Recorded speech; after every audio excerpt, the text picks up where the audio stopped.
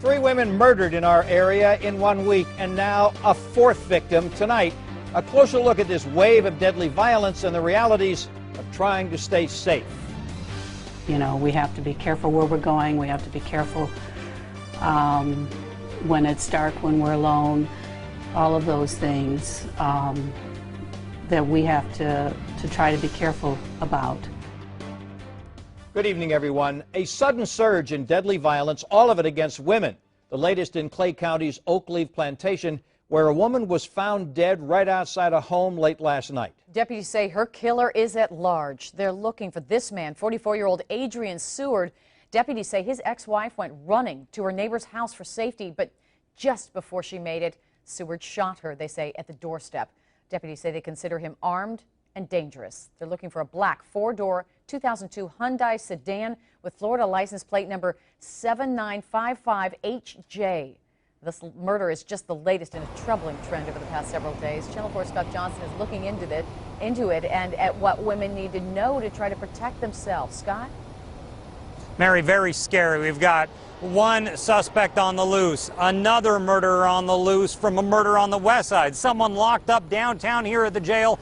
Another woman was murdered. Up in Georgia, a guy's in jail for a fourth woman murdered in just roughly 11 days. The trend continued today in Oakleaf Plantation when police say a woman's ex-husband shot her as she ran to a neighbor's house for safety. Shelby Farrow was murdered inside a Metro PCS store on Main Street. Amber Whited's family spent days searching for her before her body was found in Brunswick. And Amber Bass was killed in her driveway on the west side, where signs now cover the home as her family looks for the killer. And we have just got to change some things here. I mean, if we want to make our city safe and our families, because families are so important. I sat down with Ellen Seiler. She's CEO of Hubbard House, Jacksonville's domestic violence shelter. She points out the reasons for these killings are all over the board. The Oakleaf case appears domestic. For Shelby Farrow, it appears robbery was the motive. For Amber Bass, it's uncertain, as the killer's yet to be caught. And the relationship in the Brunswick case between Amber Whited and the suspect is still somewhat of a mystery. But it goes to show a reality women have to live with. Unfortunately, women everywhere have to be more cautious for our own personal safety. And have to do a lot of things that men don't even have to think about. But sometimes it's still not enough. She says the most vulnerable time for women is after they've decided to end a relationship and before it's officially over, either in a breakup or divorce. That separation time, a woman's 7 times more likely to be killed during that time period. So if you're ending a relationship, you need to be really thinking about your personal safety, thinking about how the person might react, and maybe you don't want to be where someone can find you, at least initially, if you're getting an injunction for protection or going for a divorce. Cases like that where it looks like domestic is the issue. She says a few cues you want to look for if you're a woman or know of a woman in a situation you're concerned. If they say things like, I can't live without you, no one will be with you if I can't be with you.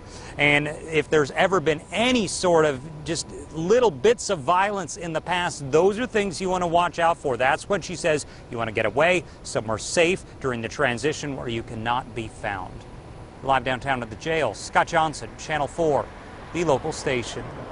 Scott, the reasons behind these killings are all different. Only one is believed to be domestic violence. But if a woman is worried about her safety, or maybe you're concerned about a female family member, what are experts suggesting you can do? Well, there's a domestic violence hotline that's good if you're worried about domestic violence, worried about them being in a new friendship or relationship with a man, someone they don't know very well, and you are concerned it could lead to violence. There's a number you can call. It's for the state of Florida, if you want to call it the domestic violence hotline, 1-800-500-1119. That's 800-500-1119. And remember, you can remain anonymous. This is a very covert number that you don't have to worry about your name being given. It is something where they take privacy with the utmost importance. We're live tonight. Scott Johnson, back to you. All right, Scott Johnson reporting to us live from downtown. Thank you, Scott. Tomorrow, members of Jacksonville's Mad Dads will join with Amber Bass's family to canvass a West Side neighborhood. They're hoping to uncover a lead in the 22-year-old woman's murder outside of her home on Spring Tree Road a week ago today. Police have made no arrests, nor have they identified a suspect.